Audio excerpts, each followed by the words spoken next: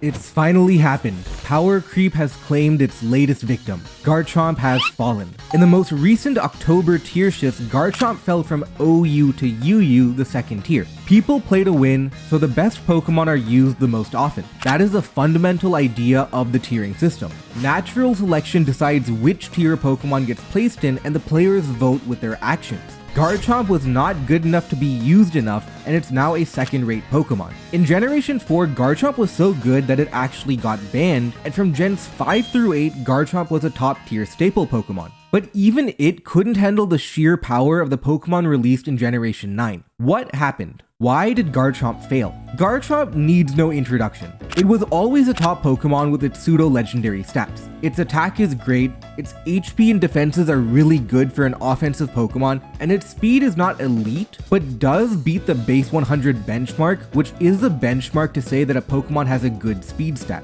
If you try to use a Steel-type Pokemon to stop the Dragon-type attacks, you get destroyed by Earthquake. Garchomp has good moves too, like Swords Dance and Earthquake, and even supporting moves like Stealth Rock too. The only move it really wishes it has is Dragon Dance.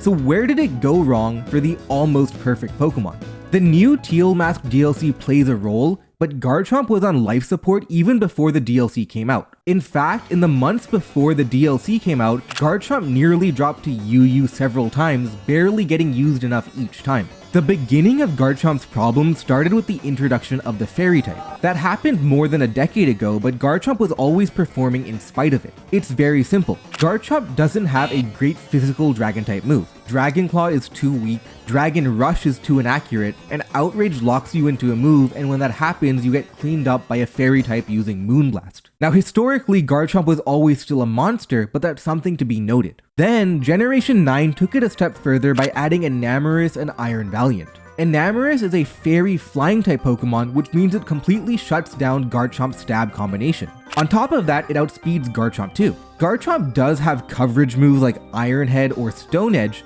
but it's very prediction reliant and it costs a valuable move slot. Iron Valiant is another similar offensive check to Garchomp. Iron Valiant doesn't really counter Garchomp, it still takes a lot of damage from Earthquake, but because it's so incredibly common, that's still a problem. Iron Valiant and Enamorus are amazing Pokemon in their own rights, and they deserve the high usage rate they have.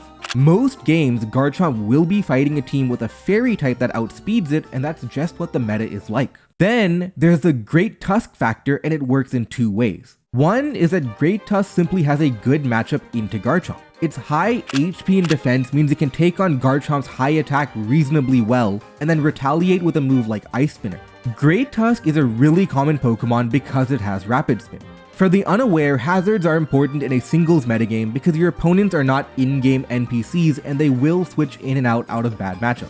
Racking up the residual damage of switching is meta-defining. But Goldengo is a new Pokemon whose ability blocks Defog and whose Ghost typing blocks Rapid Spin. Great Tusk's typing and stats make it one of the few hazard removers who can even think of taking on Goldengo. Great Tusk is already an elite Pokemon with its typing, move pool, and stats, but its impact on the hazard metagame is why it's everywhere.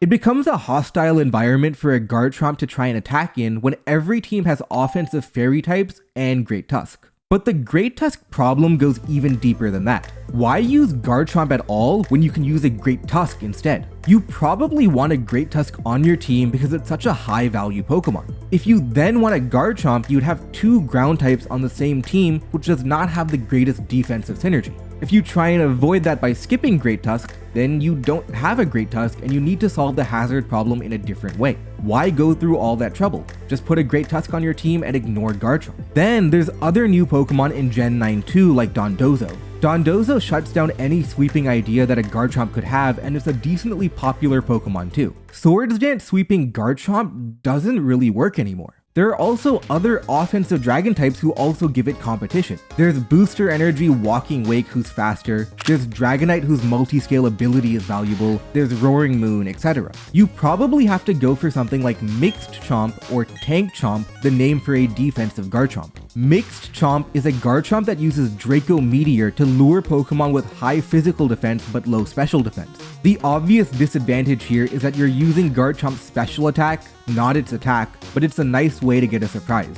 Tank Chomp, on the other hand, leverages the damage output of Rocky Helmet and Rough Skin to be a nuisance to physically attacking Pokemon. Then it stacks Hazard Layers with Stealth Rock, Spikes, and a move like Dragon Tail to force Pokemon to switch. It's a decent shot and probably its best idea, it just runs into the Great Tusk problem from before. On your team, would you rather have Great Tusk as a bulky ground type or a Garchomp as your bulky ground type? There's also competition from Ting-Lu as a bulky ground as well. Ting-Lu is much slower but has better bulk and has spikes just like Garchomp.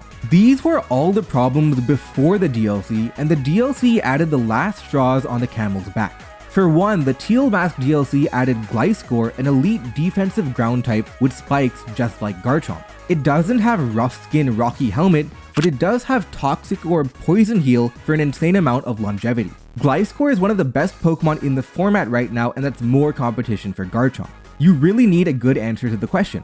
Why use Garchomp over Gliscor or Great Tusk? Garchomp actually got Scale Shot back in the Teal Mask DLC, which is an excellent move with loaded dice, but it doesn't fix the offensive Fairy or Great Tusk problem. Booster Energy Iron Valiant, its most common moveset, still outspeeds +1 Garchomp, and Great Tusk still fares well too. Rillaboom got Grassy Glide, a strong priority move in the DLC, and that boosted Rillaboom into popularity, moving it from UU to OU. Speed is king and Grassy Glide is a game changer. Unfortunately, that's pretty bad for Garchomp, whose Earthquake becomes weaker in grassy terrain. To add insult to injury, Great Tusk can use Headlong Rush, which isn't weakened by terrain. Also, Ninetales Alola was released into the DLC, which outspeeds Garchomp and is an Ice-type Pokemon. Clefable was released too, adding another Fairy type, and it can be especially annoying because it sometimes uses Unaware and that can shut down Garchomp completely. Ursaluna Blood Moon is a top Pokemon, and it's not a counter to Garchomp, but it does beat it 1v1 because Ursaluna Blood targets Garchomp's lower special defense, while Garchomp targets Ursaluna's high defense. All three of the Loyal Trio legendary Pokemon are indeed weak to Garchomp, but all three of them are pretty bad competitively, so that doesn't matter too much. Then there's Roaring Moon, who got access to Knockoff with the DLC and compete for the Dragon Sweeper role, and there's also Tailglow Manaphy, who's a bulky setup sweeper. And then last but certainly not the least, Ogerpon was released, which is a great Pokemon and is faster than Garchomp. I want to be clear, Garchomp is not a terrible Pokemon, it's only fallen to the second tier. So many Pokemon wish they could be ranked that high. The video so far gives a pretty negative characterization of Garchomp, but that's only because I need to contextualize how one of the all-time great Pokemon even thinks about becoming a second-rate Pokemon. Its fundamentals are still good, it's strong, it's fast, it has good defenses, it's just that all the things about the meta each drop it a little bit, and there's more competition because there's a lot of good Pokemon in Generation 9. Comparing Great Tusk to Garchomp is not a one-to-one comparison, neither is a comparison of Gliscor to Garchomp. But the idea is that there are less situations where Garchomp is the right Pokemon for your team and its low usage reflects that. That is why Garchomp fell to the UU tier. Oh, and you might have noticed one thing. I never mentioned Landorus T as competition for Garchomp. While it's true that Lando is definitely competition for Garchomp, Lando is itself getting power crept by Great Tusk and Gliscor too. Lando is barely holding on to OU, and who knows, maybe next month there'll be a video called The Fall of Landorus.